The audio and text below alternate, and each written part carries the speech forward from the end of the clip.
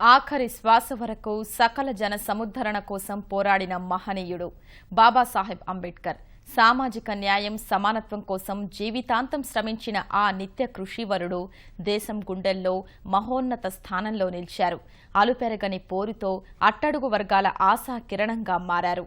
భారత ప్రజాస్వామ్యాన్ని పరిపుష్టం చేసిన ఆ విశ్వమానవుడికి తెలుగు రాష్ట్రాలతో విడదీయరాని అనుబంధముంది. జన్మస్థలం మహారాష్ట్ర తరువాత ఆయనకు ఎక్కువ మంది అభిమానులు, అనుచరులు తెలంగాణ, ఆంధ్ర రాష్ట్రాల్లోనే ఉండడం విశేషం.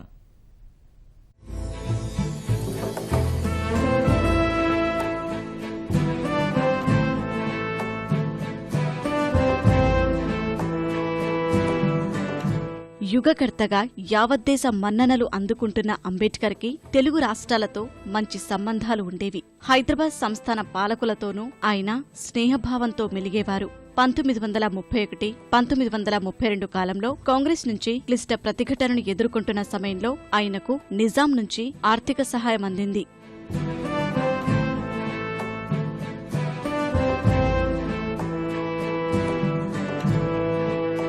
నిమ్న జాతుల కోసం ప్రత్యేక రాజకీయ పార్టీ ఉండాలని భావించిన అంబేడ్కర్ అఖిల భారత నిమ్న జాతుల సమాఖ్యను ఏర్పాటు చేశారు. ఇది జాతీయ పార్టీ. ఆ రాజకీయ పక్షానికి అత్యధిక ఆదరణ లభించింది తెలంగాణ, ఆంధ్ర ప్రాంతాల్లోనే. 1952 పార్లమెంటు సాధారణ ఎన్నికల్లో ఆ పార్టీ దేశవ్యాప్తంగా 34 లోక్సభ స్థానాల్లో పోటీ చేసింది. 2 చోట్ల గెలిచింది.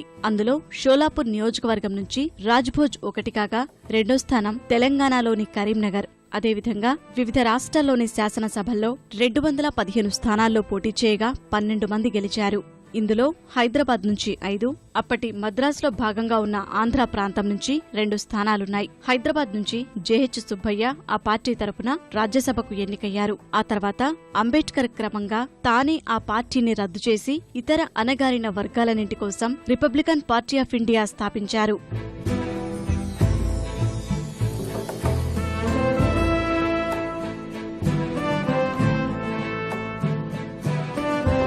జ్ఞాన భాండాగారంగా గుర్తింపు పొందిన అంబేడ్కర్కు ఉస్మానియా విశ్వవిద్యాలయంతోనూ ప్రత్యేక అనుబంధముంది.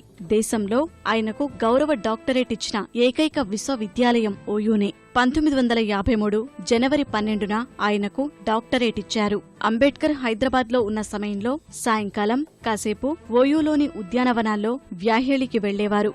విశ్వవిద్యాలయ ప్రాంగణంలో చెట్ల మధ్య నిలబడి ప్రకృతిని ఆస్వాదించేవారు.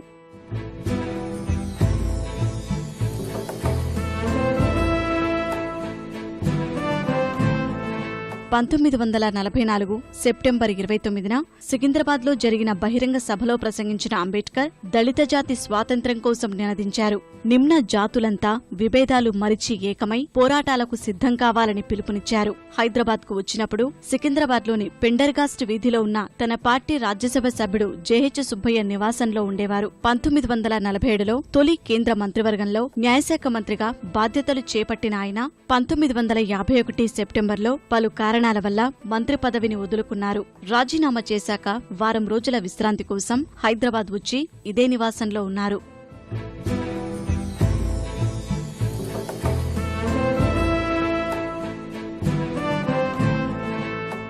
అంబేడ్కర్ను ఆంధ్ర పర్యటనకు ఒప్పించేందుకు హరి అనే అభిమాని చతురత ప్రదర్శించాడు.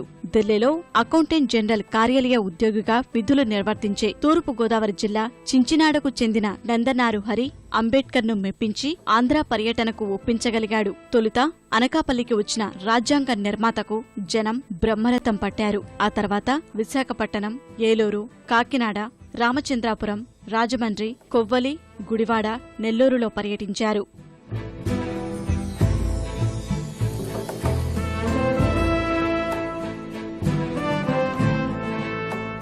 అంబేడ్కర్ స్థాపించిన నిమ్నజాతుల సమాఖ్య తరపున అమలాపురం నుంచి బొజ్జ అప్పలస్వామి మొదటి సార్వత్రిక ఎన్నికల్లో పోటీ చేసి విజయం సాధించారు. ఆయన 2 పర్యాయాలు ఎన్నికయ్యారు. హైకోర్టు న్యాయవాది, ప్రముఖ హక్కుల కార్యకర్త బొజ్జ తారకం ఆయన కుమారుడే. తీరిక లేక అంబేడ్కర్ ఎన్నికల ప్రచారానికి రాకపోయినా అక్కడి ప్రజలు ఆయన పార్టీకి పట్టం కట్టారు. బొజ్జ తారకం భార్య విజయభారతి అంబేడ్కర్ పేరుతో రాసిన ఆయన జీవిత చరిత్రలో తెలుగు రాష్ట్రాల్లో బాబాసాహెబ్ పర్యటనలను వివరించారు.